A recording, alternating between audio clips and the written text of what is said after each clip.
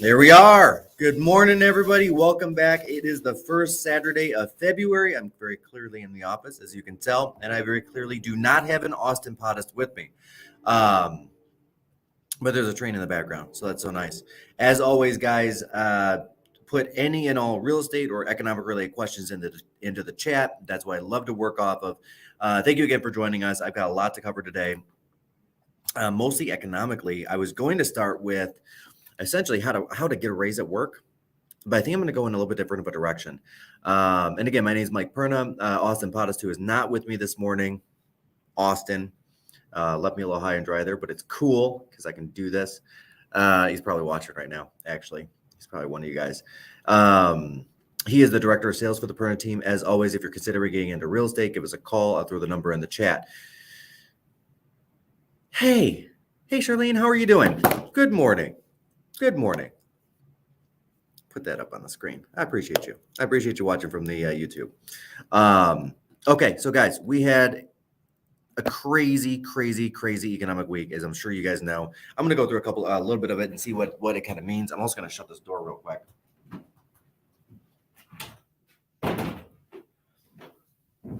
So first and foremost, it's probably different than what everybody else's first and foremost is, and that is, did you guys see the crazy job report?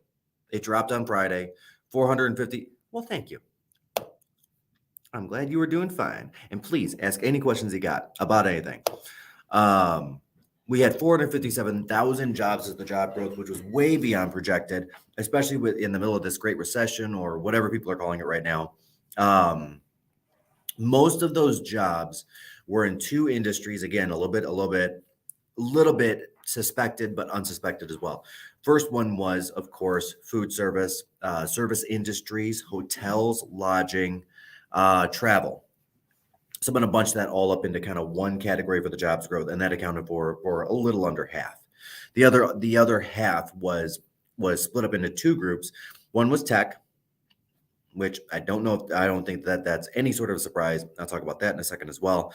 And then the other half was actually light manufacturing, which is really interesting that we're seeing a surge of manufacturing, but probably not, if we actually thought about it, probably not as unanticipated as it would seem, as we are actually starting to build more factories here in the States as opposed to relying on factories abroad, which is not a new thing. This has been going on for the last 18 months, pretty much since a little bit after the start of the pandemic, and we saw our supply chain issues, especially when it comes to chips, really ramp up into a lot of problems.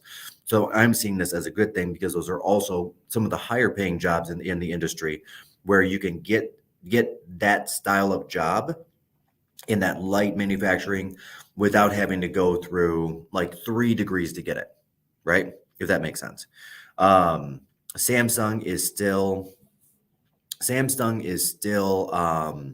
on pace to build the biggest chip manufacturing plant outside of Austin. We've got 3 others in the works, all set to open in 2024 and 2025, which will hopefully alleviate a lot of our car issues, but also a lot of our computer issues and phone issues and things like that, which will play directly into inflation. But 457,000 jobs, guys, were created last month, and that was not the expected number. The expected number was a little bit over half of that, which is, again, showing an extremely strong economy, which is awesome. And Charlene, tell me more about the 2008. I want to hear that. Hear about that. Is that a remark on the previous economy, the previous fall? If so, let me know what you're thinking or any questions around it. And to that end, I know the Fed has been waiting a little bit for raising these interest rates. Yeah, 2008 recess. I get that. I'm gonna throw this in there.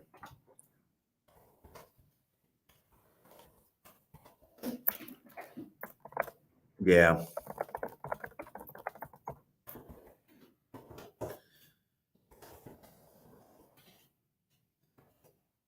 There we go. And that's a good point. I'm gonna go back and I'm gonna touch on that. I'm gonna touch on the manufacturing. So right up until the early 2000s, we had seen manufacturing recede here in the United States.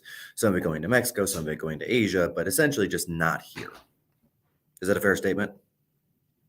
Yes, I'm good. I'm getting yeses. That's good. Okay, good. That had started really in the late 70s. I'm actually going to pull that back a little bit further. So we came out of World War II as pretty much the only manufacturing center that was untouched by any devastation and destruction. Okay. And at that time, to create a full on manufacturing center would take between 20 and 35 years. So we had devastation across both Europe, North Africa, and Asia, and yet we were fine. So we had an amazing manufacturing base, right, coming out of World War II. And we were also dominant in the way that no one else could compete. And it took 20 to 35 years for other countries to catch up, for Germany, France, England, all those places, not to mention China, Japan, all of it, right? We could not keep that dominance forever because those other countries did want those higher paying jobs. So they did, in fact, work on catching up through the 50s, 60s, and 70s. And we saw that, the accumulation of that, where Toyota specifically started bringing cars into America that were being manufactured in Japan and, frankly, on the mainland in Korea and in China. And they figured out ways to do it through their supply chain management, which was frankly better than ours at the time, through their supply chain management to pay their citizens a high wage, yet reduce the expense of what the overall car cost, right? So we saw that. And then through the 80s and the 90s and then early 2000s, our manufacturing continued to go down. Our exports continued to go down. Our imports continued to go up. There was a huge shift in 2006 and a half and 7, really 2008, where a lot of the manufacturing that was headed out the door got shoved out the door, right? And that was for a couple of different reasons. One, during that recession, all profits were squeezed. So companies had to make a choice. And the basic choice was they had to start laying people off and tightening up on what it cost to pay people, being the number one expense for most companies, taking even more manufacturing faster abroad, right? And what we also saw was we saw a lot of our skilled trade go abroad. In fact, roughly 15% of our skilled workers are electricians, are pipe fitters, plumbers, masonry people, construction people, all of that. They actually found jobs outside the U.S. because they needed to find jobs somewhere. Several percentage points of those went to the Middle East of all places because they were less touched by the recession in 2008, 9, and 10 than other countries because they still had oil as the major export, right? UAE, Saudi Arabia, places like that. Now here we are, fast forward to the pandemic, right? And then we all of a sudden had all these supply chain issues because we've been relying very heavily on other countries for their manufacturing, where I've said it once, I've said it again, our biggest export for the last 20 years has not been a product, but ideas, right? That is our claim to fame, and that is our edge on the world at the moment. But it's not enough, is what we're finding out because of the pandemic. Because when it comes to something as simple as a computer chip for a car, if we can't get it, we can't sell the car and the whole production line stops. And we can see that with General Motors stock. We can even see that with Toyota stock. We can see that with BMW stock. We can see that with these manufacturers and their earning reports, right? Which means that we've got Mark. What's going on, man? Hey, throw something in the chat. Thank you. Which means that we've got essentially two options, and companies are going two different ways with this. First one is China, which was where we were getting most of the majority of our chips for the last 20 years. They have undergone more lockdowns and more manufacturing shutdowns than other countries such as the US, right? We can put that out there as a fact. The problem with that is if every time they go into a lockdown, they stop manufacturing. The other problem with that is if they've got a company, a Chinese company or an American company, who are they going to make the chips for first? We all know that answer, right? So now we're making chips here, right? So we have several companies, Elon Musk, of course, with Tesla, Apple's building one, Samsung's building one, and Google is actually building one. Manufacturing plants here, right? It's going to cost more overall, but it will protect their supply chains. The second answer to that is, of course, the supply chains themselves, right? And we saw the pro effect of that. The pro effect of that with the Apple earnings report last week, showing that Apple grew its earnings an additional 30% on top of what it was previously, exceeding all expectations, causing the stock to jump 7% in a single day. Simply because Tim Cook is the absolute best supply chain manager for a large company in the world, right? So going back to the Steve Jobs era, Steve Jobs put Tim Cook in as his number two. which everybody was very confused on. I remember reading articles at the time, and I looked at it sideways, like, why would you pick this guy? This guy is not an imagination guy. He's not lighting the world on fire. He's not this leader that is like a Jack Welch or Jim Welch, right? He's not this guy that like is inspiring. But what he is the best supply chain manager in the world. He's the guy that saved HP, because HP and Compaq, I don't know if you guys remember, they merged, right? Trying to take over the market. The merger itself, even though it went through, it failed. It did not gain the market share that they were looking for. But then they hired Tim Cook in on temporary assignment for 3 years to come in and redo their supply chains. And all of a sudden they're profitable again, right? So Apple, going after the best of the best at that time, hired Tim Cook. And now we've got a guy like a Tim Cook in charge of Apple, and we saw what happened there. So that's the other side of it. Okay, that's a great question. Okay, I see you, Charlene. So we're gonna pivot into inflation to answer Charlene's question. So inflation is happening for a couple of different reasons. Okay, the number one reason inflation is happening is because of low interest rates, right? It happens all the time. There's some outside influencers, of course. There always are, right? But at the end of the day, the number one contributor to or away from inflation is how much it costs to borrow money. And I'll give a simple example for this, right? If I can get a zero interest loan on a laptop, and let's say that laptop cost $800, I'm just throwing numbers out there, right? And if I get a zero interest loan at the end of the loan, if I make all the payments on time, the laptop still costs $800. If I see the value of it and you see the value of it, but there's only one laptop, then that company can actually charge more because they only have one product to sell, but they have two consumers willing to pay. So then they raise the price to $850. Let's say we're both willing to pay still. Great, they're going to raise the price to $900. Okay, I drop out, you're willing to pay for the laptop, right? Take that same example, but we're both getting a loan, but let's say it's a 3% interest rate on that laptop. So let's say that laptop now costs over time around $860, right? Maybe I just drop out right away because I don't want to pay $860.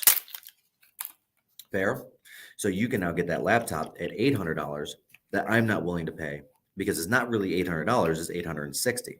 By making it more expensive, you're taking people out of the market, right? And when you take people out of the market, it frees up those supply chains. It alleviates the pressure on those supply chains. Now, that's a real small example. The bigger example of this, of course, is companies themselves. Okay, so this is how this works on a bigger, more global scale and why this is affecting us so hard now. General Motors just put $80 billion into a factory here in Detroit. They're halfway through redoing it, called Factory Zero, or Factory One, or Factory Zero, I think is what it's called, where they intend to build the new Hummer. Okay, $80 billion. At the end of the day, did they borrow that money? Yes. Did they pay for it out of pocket? No, they did not. Right? General Motors will not spend $80 billion in cash because, frankly, they don't have that kind of cash on hand at any point in time to put into a factory. But at a 3 or a 4% interest rate, it's worth it. Yeah, that's $80 billion with a B that they put into right down the street here in Detroit, Michigan. But at the end of the day, it's worth it to them because at 3 or 4%, they can take a larger risk on the Hummer EV truck at $100 and something thousand, which is ridiculous, by the way, in my opinion. One man's opinion. It's way too expensive. Crab walk or not, it's not worth it. Tell me if I'm wrong. I'm probably wrong. That's great. But it's worth the risk because the risk is low at 3 or 4% borrowing that money, right? Because I could still go and borrow, let's call it another $25 billion and pivot that factory if it doesn't work and build more Silverados or build more, Cadillac Escalades or something high priced like that they know that there is a demand for. Once interest rates on the business lending hits 5 or 6 or 7%, at that point, General Motors is more likely to opt out, right? And say, forget about it. We don't want to take the risk on this higher cost dollar to redo this plant, to put this out, right? So take that EV plant just as one example, right? Just in cable alone, in copper and cable alone, right? There is 120,000 miles, if you put it end to end, of copper wiring that's going into that factory. I actually took the time to look up the stats as to how much this is taking, right? By taking that out of the market, by paying for that out of the market, it's raising the price on everything because the demand goes high, right? It just is what it is. The other thing that it's impacting, of course, is wages, because now you need electricians, at least one master and a whole bunch of journeymen, right, to go and install all that cable, right? So now you need basically in this case about 80 guys, right? Union workers, which is good. GM believes in that. It's a good thing. But 80 guys to come in and install all that cable.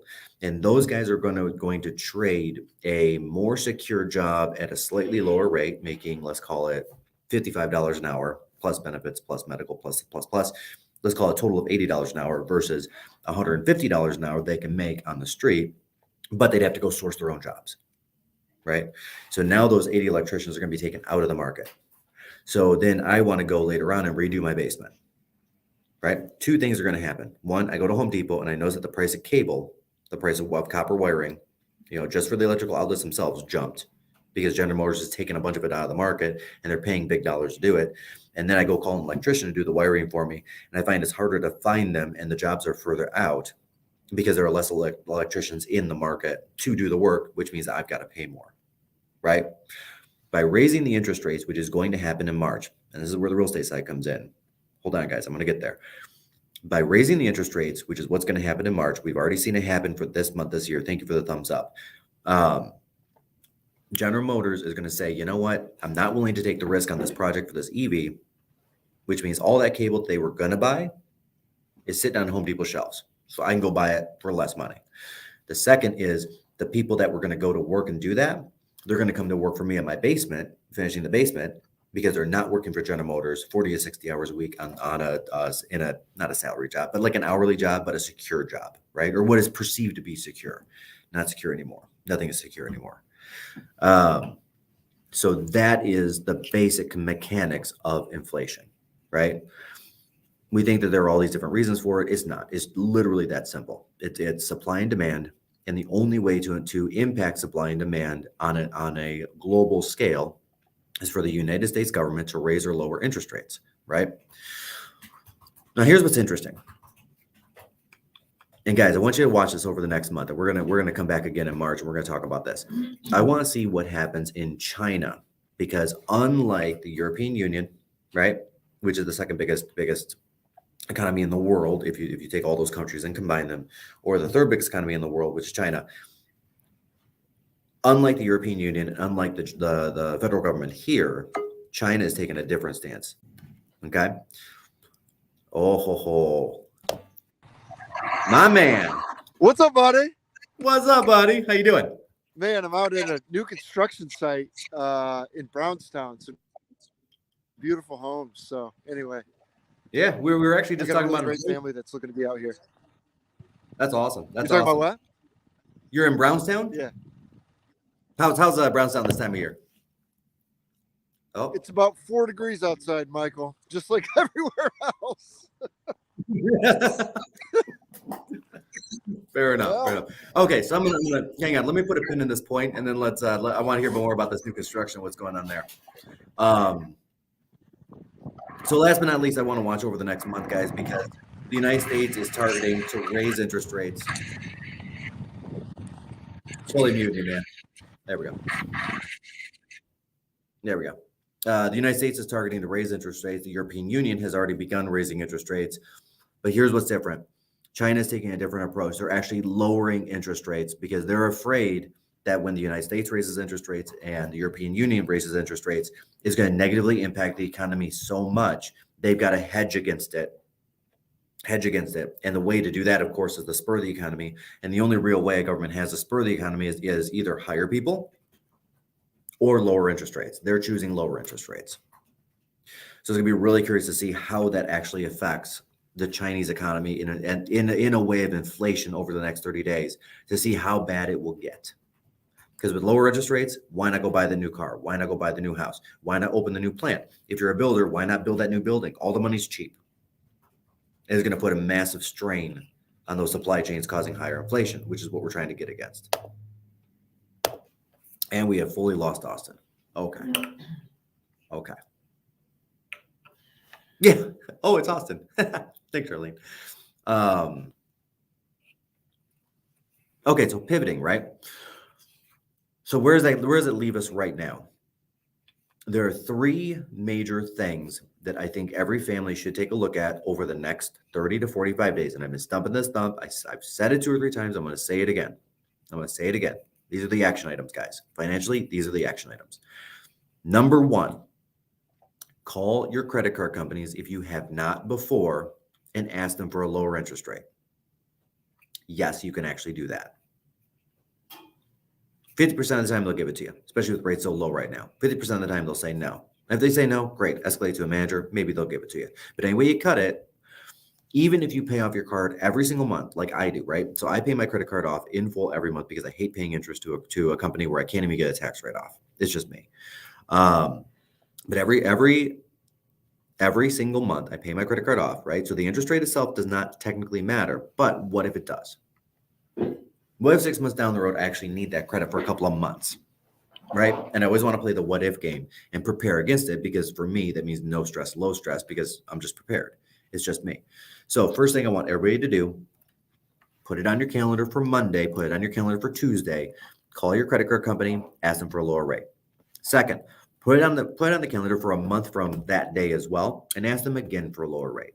There is actually a 10, 15% opportunity that you'll get a lower rate. That's what I'm saying there, right? But this is the time because once interest rates creep up, which they already have started, but once they creep up, especially next month when the 10-year note goes up even more, what we're going to see is those credit card companies are not going to give us lower rates. They're not. Now is the time. Today is the day. Call them, ask for a lower rate. That's number one. Number two, if you're considering a car purchase and you need a loan, you're not paying cash, but you're going to do a loan. Again, sometime before May or June, I would definitely get in line to do that or take advantage of it as soon as possible, right? Cars are at an all-time high, guys. We know this.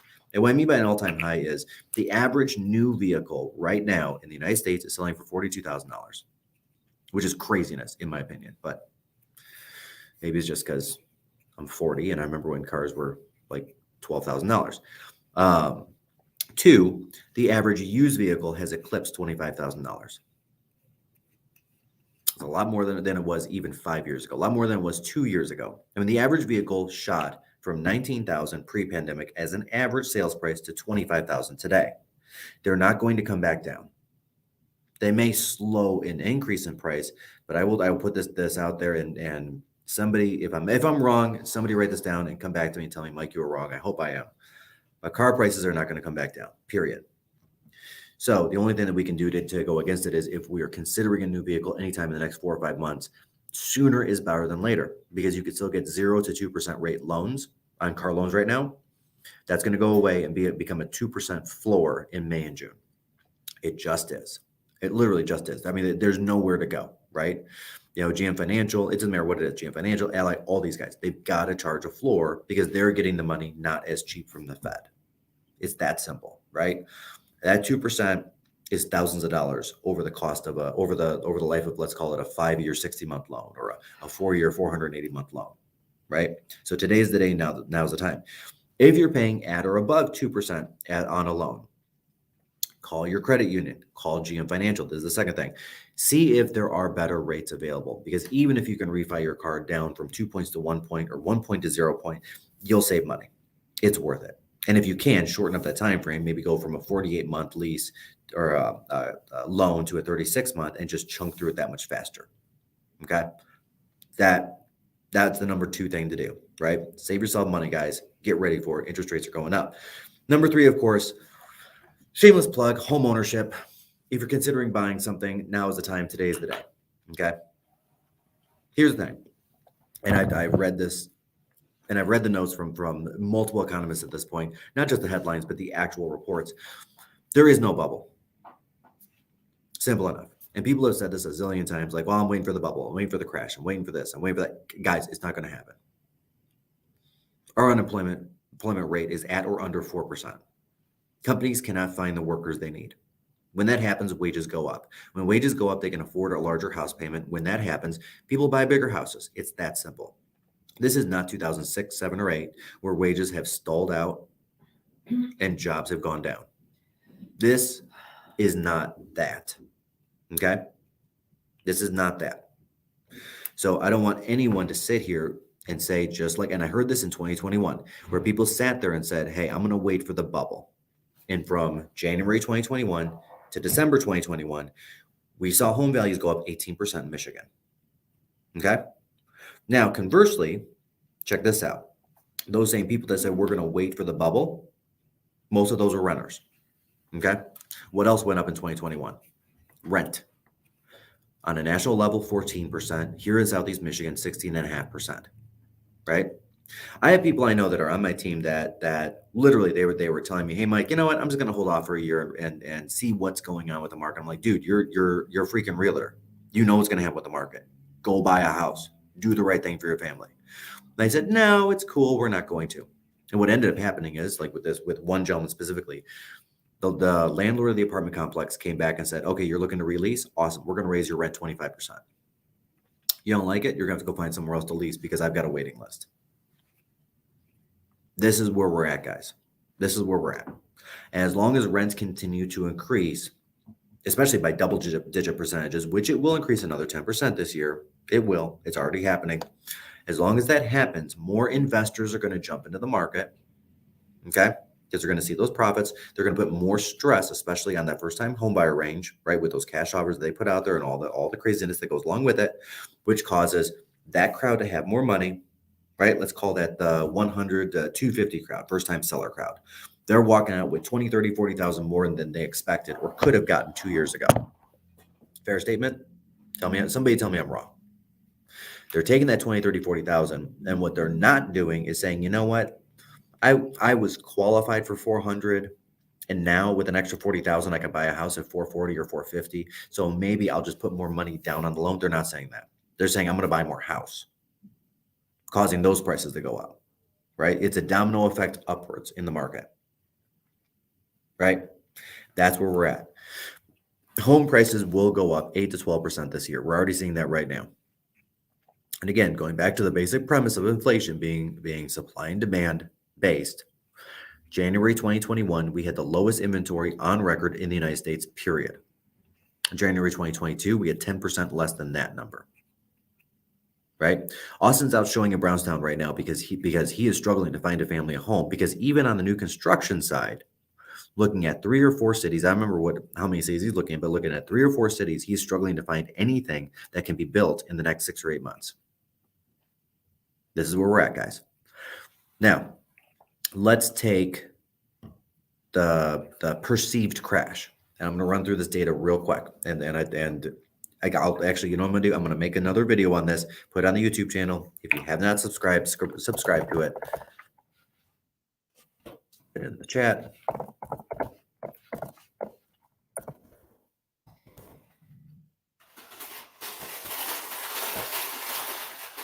Here's where we're at.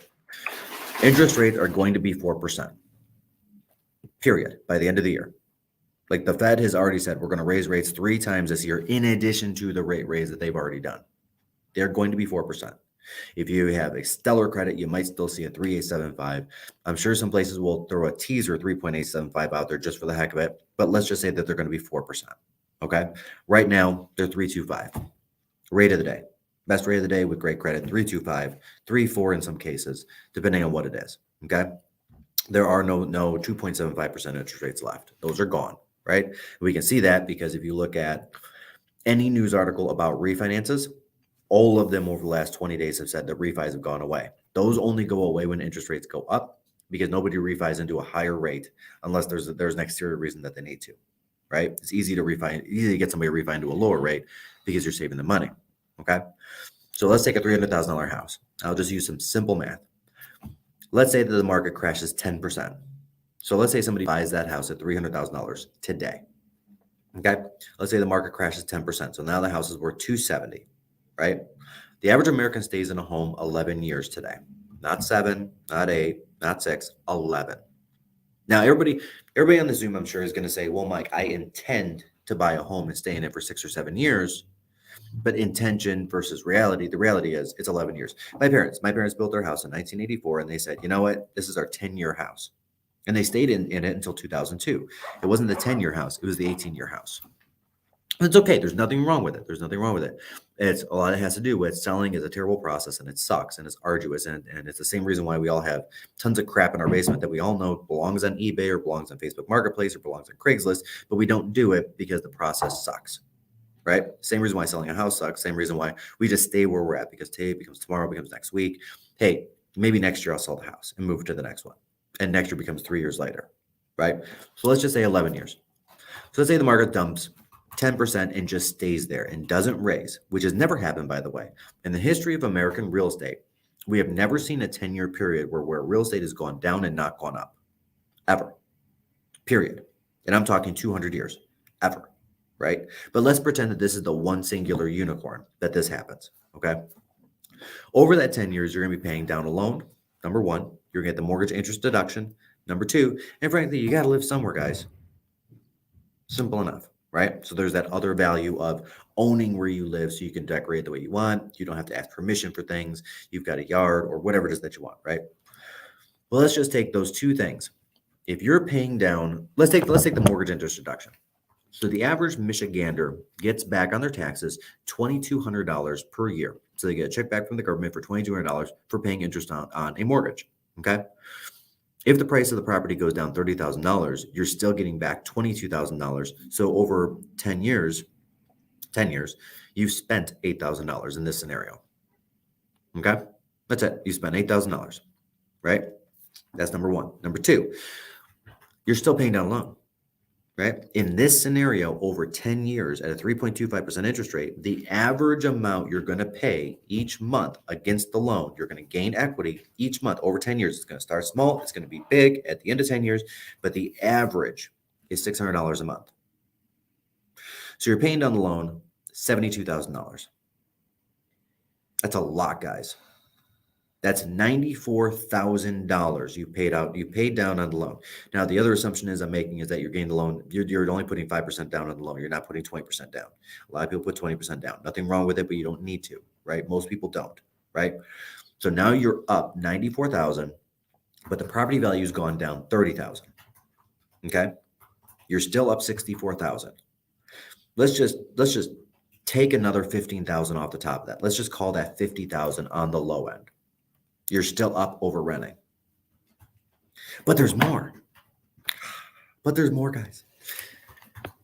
I appreciate somebody laughing at me for that one. But there's more. In the history of the United States from just after the 1929 recession, let's call that 1938, 1939, we started ramping up our industrial production a lot because we knew we were going to go to war. It just hadn't happened yet, right? Roosevelt was figuring a way to get in, but he just couldn't figure it out. Happy to have that conversation because he did figure it out, which sucked because that was Pearl Harbor. That was his way.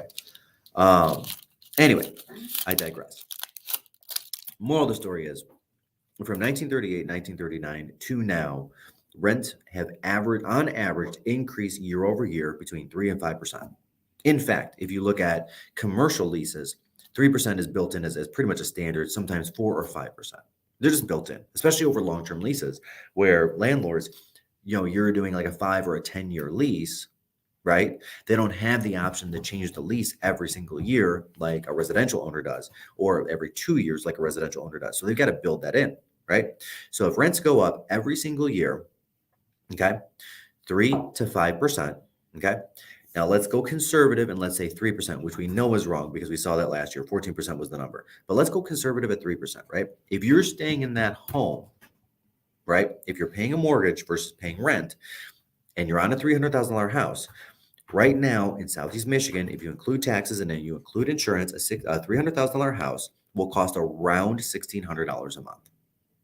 Slightly lower. It's like 1584 or something like that, right? As an average, if you take the average city with the average taxes and the average insurance, okay?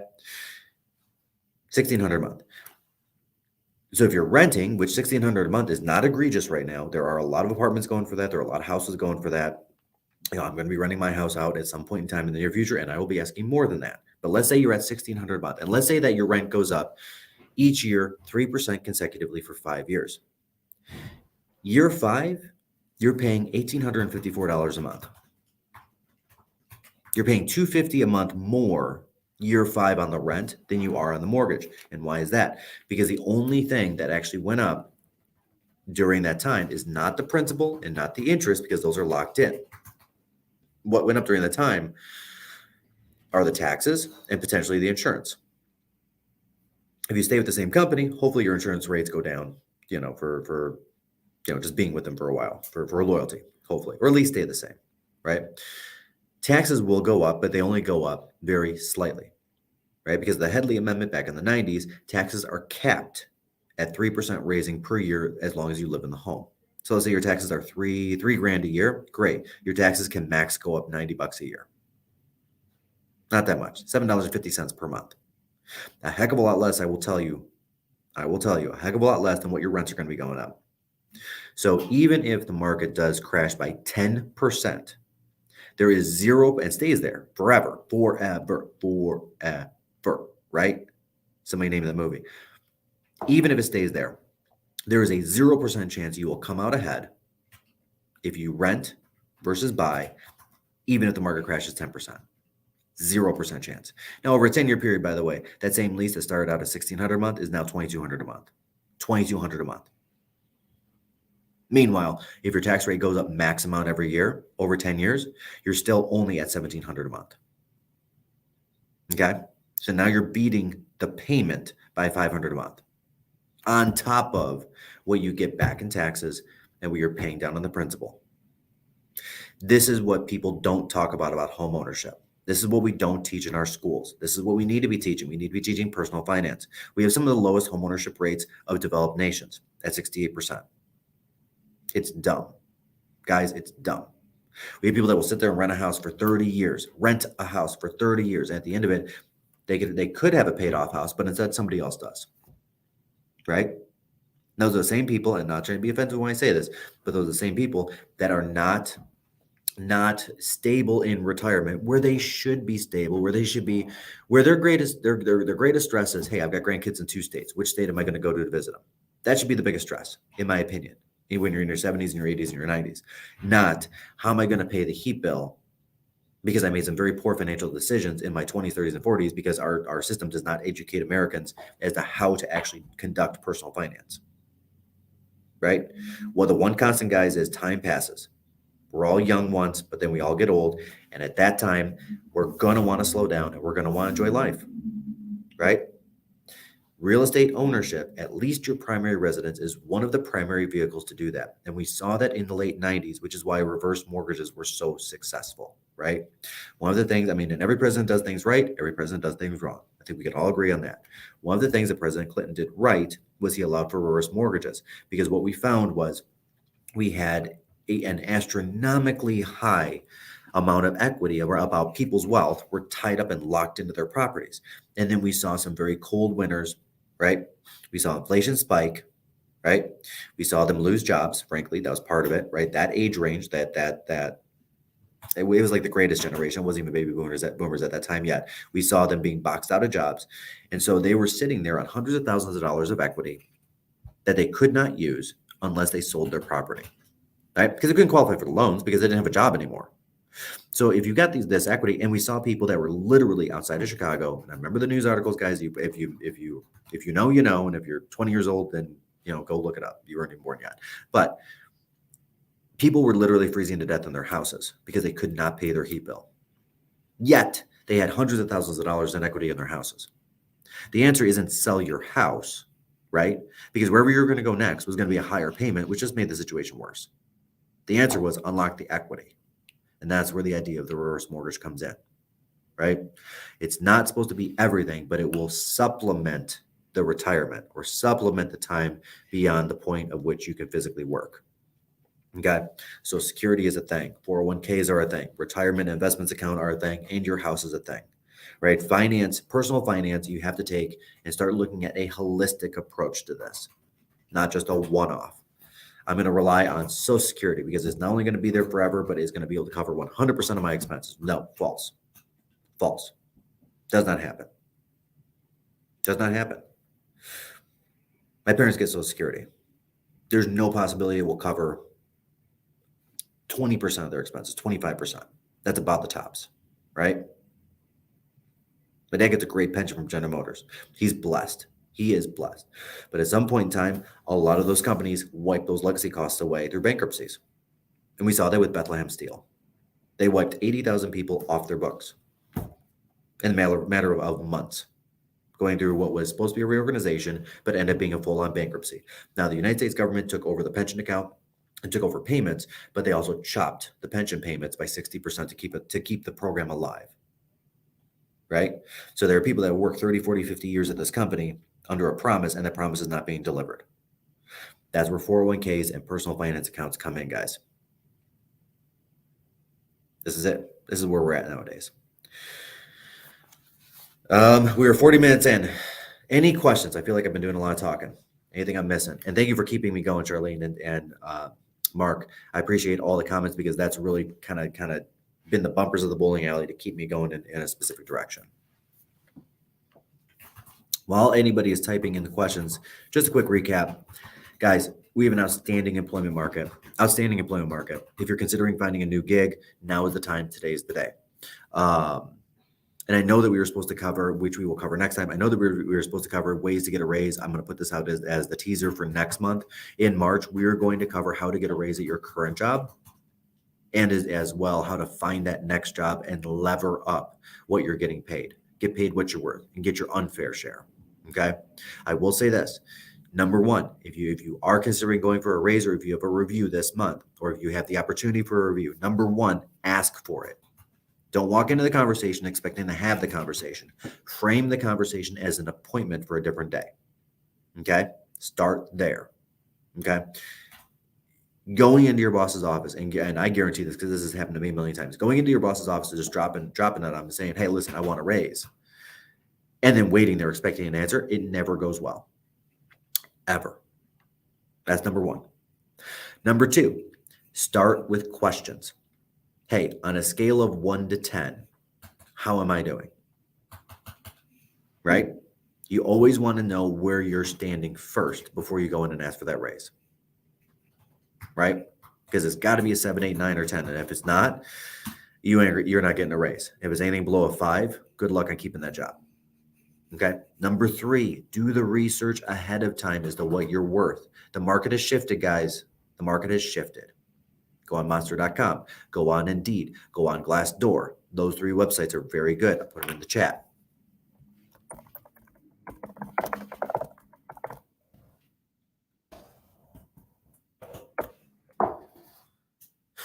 Find out what you're worth. One good one about Glassdoor is you can also go geocentric. That's nice. Indeed, I think is rolling out that ability as well. I don't think it's fully functional yet, but you can go geocentric because somebody doing the same job that you're doing, but in California, it may look a little different on the pay scale than in Michigan, right? Which may look a little bit different than Naples, Florida, which, by the way, if you need a great real estate agent in Naples, Florida, Mark is your guy. Mark Benson. He's right here on the chat. If you want to, buddy, go ahead and throw your phone number in there. Thank you.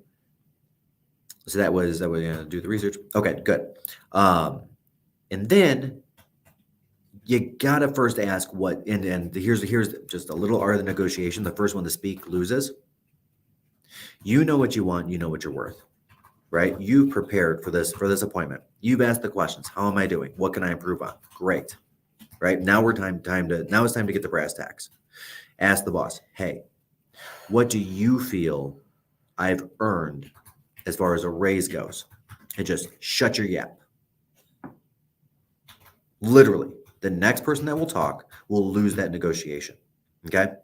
Because oftentimes, that's right. Good job, Charlie. Oftentimes, they don't know what you're thinking. They have not necessarily done the research, but they also know that there's a certain amount of pain with losing somebody, having to find somebody, and then having to retrain somebody, right? There are months of lost productivity that they don't want to go through. So oftentimes they will give a number that's bigger than what you anticipated. Just as likely, there'll be a lower number. But hey, if it's a bigger number, take the money and run. You know, Mark, thank you so much for the opportunity to sit down and go over this raise. For the time being, I accept what you're telling me. I think it's fair for the company. I think it's fair for myself. And in the meantime, I'm going to ask for two things. I'm sorry. This is what I would advise saying. I'm going to ask you to think about and give me two pieces of feedback. What two things could I do different or better that I should be working on between this review and the next review? Because I not only want to nail it for this company, but I love this company. I want to just crush it, knock it out of the park. And my family needs me to crush it and knock it out of the park, because I'm going to be coming back to you in 6 months or a year, whenever my next review is, and I'm going to be coming after you for either the next raise or the next promotion. So the two things I need to know from you over the next week, don't put them on the spot. Let them think about it. Over the next week is, what could I be doing different or better to earn that next raise and next promotion as well? Now, if they give you the money that's too small, simple enough. It just doesn't work. And just be honest with them and say, hey, listen, I've done my research here. Here's what Glassdoor has to offer. Here's what Indeed has to offer. Here's what Monster shows. Here's what other companies are offering. And go ahead and just pull them up and show them the research. But then be honest with them and say, hey, listen, this is not it. I don't want you to take this the wrong way. This is not a conversation where I want to leave this company and I want to go do these other jobs. I love it here. Love working with you. Love working with my teammates. I feel like I've contributed positively to this, and they've contributed positively, and this company's contributed positively to my life. And at the same time, I want to make sure that you're not put in a position, and let them know you're not put in a position where you're just going to get a 2-week notice from me because I get headhunted, I get scalped by another company. This is your opportunity, Mr. Employer. This is your opportunity that we can level this out and come to a meeting of the minds on the raise, because other companies are hiring. That's it. That's all there is to it, right? So you want to set yourself up for the best possible outcome. Now, if the person just says, listen, there's no money, then you got to ask the question, is there no money on the books, or is there no money for me? And just be like, hey, on a scale of 1 to 10, I want you to be a 10 direct with me. I will be a 10 direct with you. I feel that's the best working relationship. Is there no money on the books, or is there no money for me? Because those two different answers are very different. If there's no money for you, then you got to ask, great, what could I be doing different or better so there is money freed up for me? Because the value is not being given on one side to earn it on the other. Now, if there's just no money in the company, that's a whole different problem that you guys start looking for a different company. And I would be direct, and I'd say, hey, do you have a P&L I can review? Do you have any information on the financial security of this company? Because if there's no money, then I'm a cog in a big wheel. That's a problem. And I need to make sure I'm protecting my family. And maybe I need to be looking at a different company to do that, because my first and foremost priority is my family. Company second. Sorry. But always be upfront, direct, and honest. You never lose. That's a great question. Okay, so I covered all that. Last question. What is the best place to go for, let's see, buyer grants and classes? Do they still have those? Kristen, yes, they do. So we have the Mishta loans, which are our amazing program. Actually, we have two different loans depending on where you're located as well. One is the Mishta loan, of course, which is the Michigan home buyer, first time home buyer. You got to take a class, you got to do the things. I am not a loan officer, but what I can do is I can connect you with somebody that's great. I've got your number. And then number two is the rural development loans. So for certain zip codes where the populations are low, they have what's called RD loans, which have a lower interest rate and lower qualifications, which is nice. We've done a ton of those, especially in Livingston County or North Oakland County. What I'm going to do is actually connect you later today with a lender that can go over that in much more detail. I tend to focus on the real estate and the negotiation side, and Silverline Lending, which you probably see flash behind me at some point in time, focuses on that. Great question. But yes, they do. There are some cities that are still giving some small grants, but most of those have for the most part, dried up. And then also, to be fair, I know Warren does, East Point does. Chesterfield Township still does.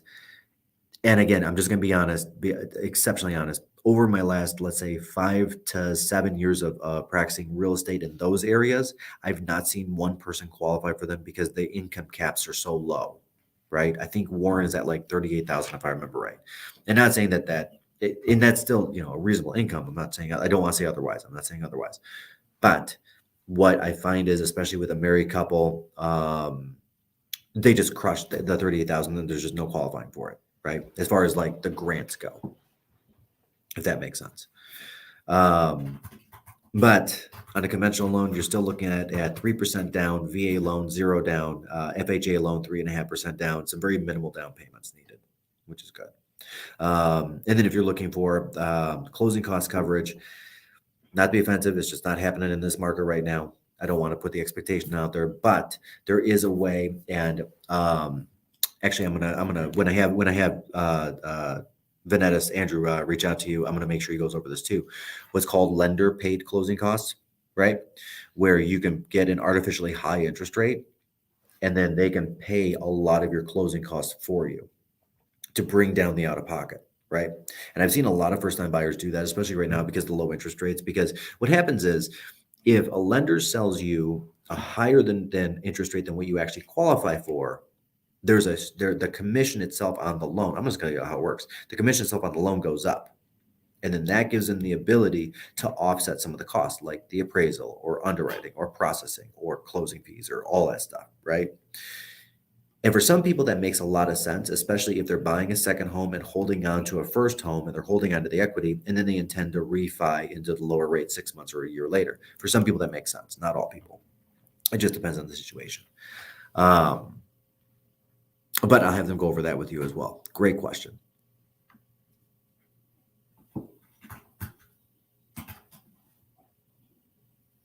Did we hit everything?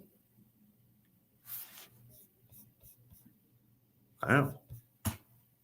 Good job, guys. Good job, everybody. Good job on keeping this thing going and keeping just all the comments and the questions going through the whole thing. I hope I nailed everything. If I did not, I apologize, but I'm going to take off anyway. Any questions, feel free to always reach out, 248-886-4450 or Michael Perna at kw.com. I'm always around. We serve Southeast Michigan. We're blessed to do so, and we are honored to serve your families and serve you. If you're looking for a home, looking to sell a home, we would love to receive the call and get you the best advice out there. Thank you again, everybody, and make it a wonderful and sunny Saturday afternoon.